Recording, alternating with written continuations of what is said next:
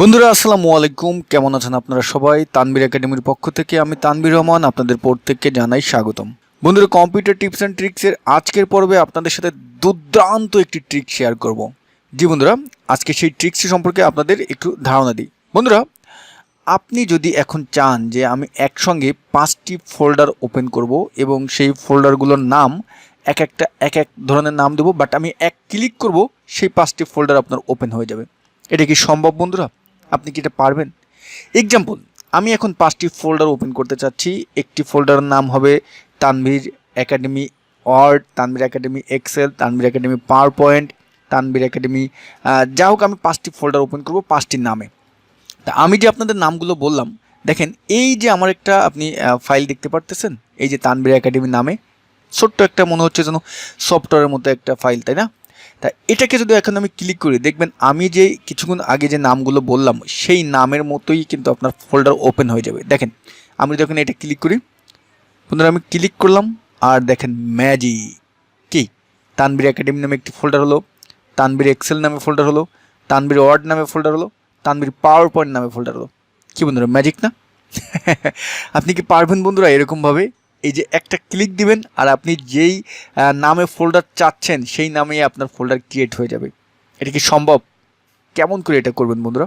জি বন্ধুরা, আজকের ভিডিওটিতে আমি সেই ট্রিক্সটি আপনাদের সাথে শেয়ার করব যে আপনি একটা মাত্র ক্লিক মারবেন এবং আপনি যেই কয়টি ফোল্ডার চান সেই কয়টি ফোল্ডারে ওই একটা ক্লিকে ক্রিয়েট হয়ে যাবে এবং আপনি যেই নামে চান সেই নামেই আপনার সেই ফোল্ডারগুলো ক্রিয়েট হয়ে যাবে।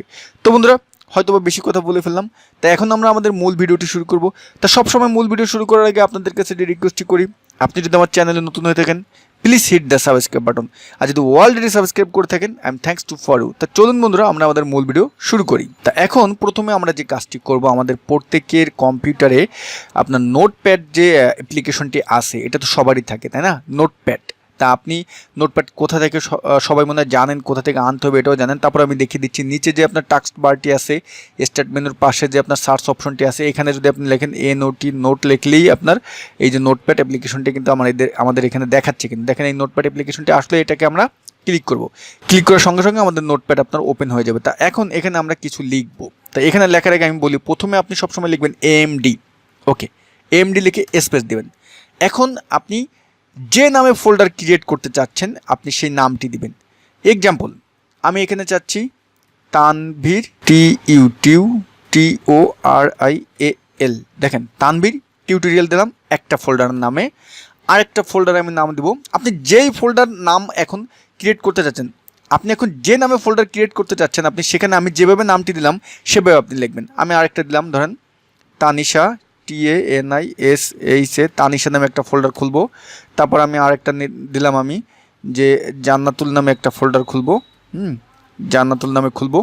তারপর আমি আরেকটি দিলাম যে তারেক নামে একটি ফোল্ডার খুলবো, তারেক, ঠিক আছে? এরকম।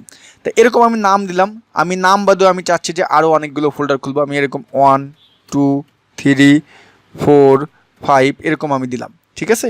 তা এরকম আপনি দিলেন। তা এখানে দেখেন আপনার কয়টি ফোল্ডার হবে, এখানে একটি ফোল্ডার, তারপর 2টি, 3টি, 4টি, আর এই যে 1 থেকে 5 পর্যন্ত দিয়েছি, তাহলে কয়টা হয়? 5 আর 4 9টি।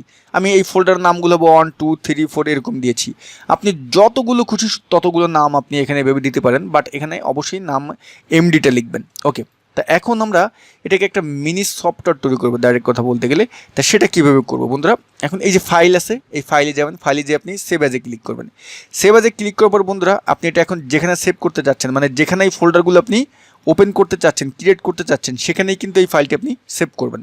ওকে, আমি ডেস্কটপে আনবো, আমি এই জন্য ডেস্কটপে ক্লিক করলাম। ডেস্কটপে ক্লিক করার পরে এখানে আমি এই ফাইলটির নাম দিচ্ছি, আমি তানভীর নাম দিলাম। ওকে, শুধু তানভীর নাম দিলাম, দিয়ে এই যে আমি এখানে ডট দিব, ডট দিয়ে